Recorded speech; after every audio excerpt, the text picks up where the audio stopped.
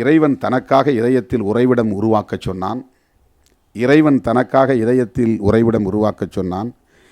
இவர்களோ இறைவனுக்கு வேறொரு இல்லம் கட்டி வைத்து இதயத்தை காலி செய்து விட்டனர்.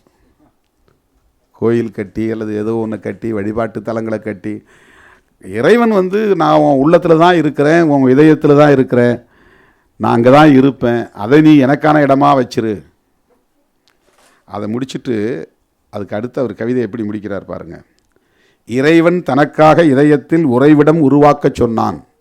உன்னுடைய இதயத்தை நீ தூய்மையாக வச்சிருந்தினா, சுத்தமாக வச்சிருந்தினா, அன்பால் உருவாக்கி வைத்தால், அருளால் கருணையால் உருவாக்கி வைத்தால் அங்கே நான் இருப்பேன் அப்படின்னு அவர் சொல்கிறார். இவர்களோ இறைவனுக்கு வேறொரு இல்லம் கட்டி வச்சு, நீ இங்கெல்லாம் வராத, உனக்கு நான் தனியாக கோயில் கட்டி வச்சுறேன், அங்கே போய் உட்காந்துக்க.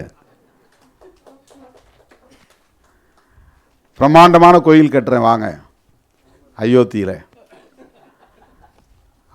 70 ஏக்கர் நிலம், 2.25 ஏக்கரில் கோயில், 1000 கோடிக்கு மேல் செலவு, ஒரு குழந்தை தங்கிறதுக்கு, ஒரு குழந்தை இருக்கிற வீடு, குழந்தை ராமருக்கு. ஆனால் ராமர் என்ன சொல்கிறாரு, ஒவ்வொரு வீட்டுக்குள்ளேயும், ஒவ்வொரு மனிதனுக்குள்ளேயும், ஒவ்வொருவனின் இதயத்துக்குள்ளேயும் எனக்கு உறைவிடம் வேண்டும்ங்கிறார். அதுதான் ராமருடைய வேண்டுகோள் அல்லது ஆணை அல்லது அறிவுரை, வழிகாட்டுதல். ஆனால் நாம் கோயில் அங்கே கட்டி வச்சு நீ அங்கே போய் உட்காந்துருன்றோம். அதை கடைசியாக சொல்கிறாரு, இவர்களோ இறைவனுக்கு வேறொரு இல்லம் கட்டி வைத்து இதயத்தை காலி செய்து விட்டனர்.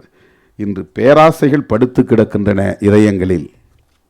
இப்போ இதயத்தை முழுக்க பேராசைகளால் நிரப்பிட்டு இறைவனுக்கு இடம் இல்லாமல் வேறு இடத்துல இறைவனுக்கே நாம் இடம் கொடுக்க மாட்டேங்கிறோம். இதுதான் பிரச்சனை. துப்பாக்கி குண்டு இலக்கினை சுடும், வாய் வார்த்தை இலக்கினை சுடும், திரும்பி வந்து சுட்டவனையும் சுடும். ரெண்டு ரெண்டு ரெண்டு இருவினை ஒரே நேரத்தில் செய்யுது.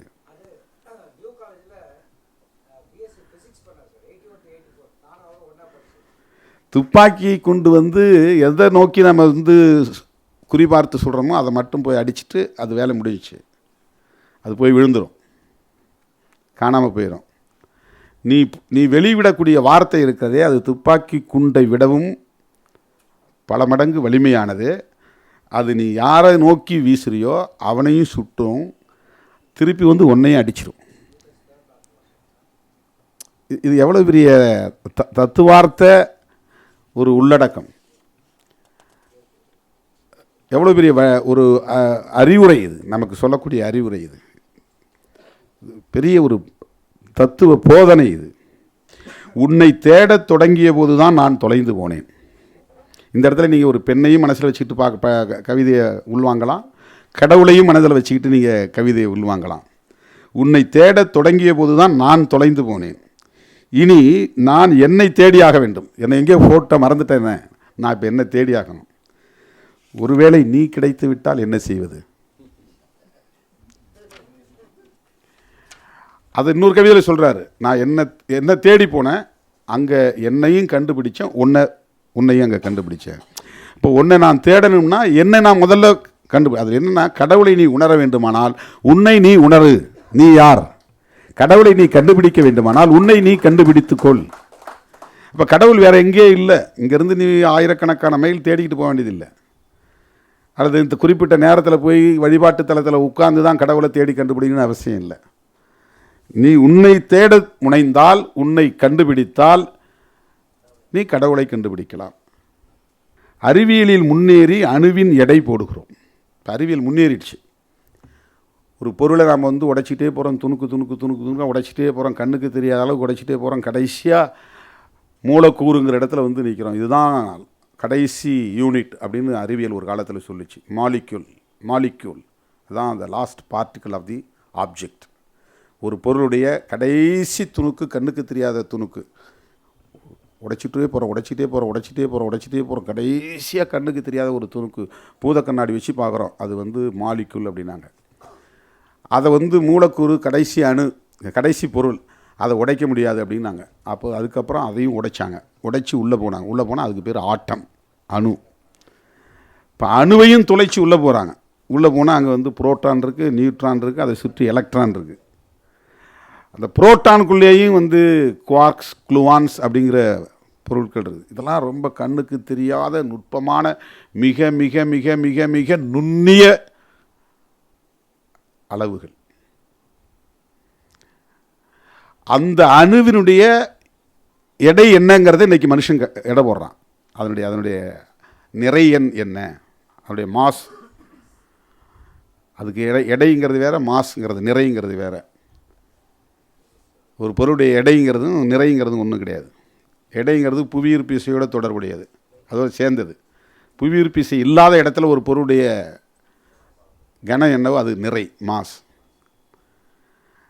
அப்போ ஒரு அணுவினுடைய எடையை மனிதன் இன்றைக்கு போடக்கூடிய அளவுக்கு அறிவியலில் முன்னேறி இருக்கிறான். நம்மால் சிலர் எண்ணத்தை எடை போட முடியவில்லையே. அணுவின் எடையை தீர்மானிக்கக்கூடிய அளவுக்கு அறிவியல் முன்னேறி இருக்கிறது. சிலர் எண்ணத்தை எடை போட முடிவதில்லை. புவி உருண்டையை தராசில் நிறுத்துகிறோம், அலைபாயும் மனத்தை நிறுத்த காணோம். நம்மளால் அதை நிறுத்து பார்க்க முடியல. பூமிக்கு அப்பால் உள்ள உலகங்களை கண்டுவிட்டோம். பூமிங்கிறது இந்த சூரிய குடும்பத்திலேயே ரொம்ப ரொம்ப ரொம்ப சின்ன ஒரு கோள். அது மாதிரி பல குடும்பம் இருக்குது பிரபஞ்சத்துக்குள்ள. இந்த சூரிய குடும்பம் மாதிரி பல குடும்பம், அதுதான் ஒரு பால் வீதின்னு சொல்கிறாங்க. அந்த மாதிரி பல பால் வீதி இருக்குது இந்த பிரபஞ்சத்தில். அந்த பால் வீதின்னு சொல்லக்கூடிய ஒரு பிரபஞ்ச துணுக்கு, அதுக்குள்ள சூரிய குடும்பங்கிறது ரொம்ப சிறிய துணுக்கு. அந்த சூரிய குடும்பத்துக்குள்ள கோள்கள் இருக்கின்றன, அவையே ரொம்ப ரொம்ப சின்ன துணுக்குகள். அந்த கோள்களில் ஒன்று துணைக்கோளாக இருப்பது தான் பூமி. அது ரொம்ப ரொம்ப மைக்ரோ லெவல் துணுக்கு. அந்த துணுக்குள்ள மனுஷன் நெக்லிஜிபிள், ஒன்றுமே கிடையாது. ஆனால் இந்த மனுஷன் எப்படிப்பட்டவனாக இருக்கிறான்? அவனுடைய எண்ணத்தை நம்மால் எடை போட முடியவில்லை. புவியை ஒரு தராசில் நிறுத்துகிறோம், ஆனால் மனுஷனுடைய அலைவாயும் மனத்தை நிறுத்த காணோம். பூமிக்கு அப்பால் உள்ள உலகங்களை கண்டுவிட்டோம். சிலர் சிரிப்புக்கு பின்னால் உள்ள உள்ளத்தை கண்டுபிடிக்க வழியே இல்லை. வானிலை வைத்து குறிப்பறிகிறோம், சிலர் மனநிலை வைத்து குறிப்பறிய முடியவில்லை. நாம் ஏதோ ஒரு வட்டத்தில் இன்னும் கைதாகி இருக்கிறோமோ? பூமியை விடு, வானம் கூட தன்னுடைய விசாலத்தன்மையிடம் கைதாகிவிட்டு இருக்கிறதே. இதில் ரொம்ப ஆழமான பார்வை. அவருடைய மீண்டும் ஒரு விடுதலை போர் புத்தகத்தை படிக்க வேண்டும் என்கிற ஆவலை அது தூண்டுகிறது. மிகப்பெரிய கவி இமயம் நம்முடைய ஐயா பேராசிரியர் அப்துல் காதர் அவர்கள், அவரைத்தான் நான் பின்பற்றுகிறேன் என்று என்னிடத்திலே நம்முடைய ரஃபிக் பாஷா அவர்கள் பேசிக்கொண்டிருந்த போது பல கவிஞர்கள் ஐயா உட்பட எல்லோரோடும் நான் பழகி அவர்களால் இன்ஸ்பயர் ஆகியிருக்கிறேன் என்று சொன்னார்.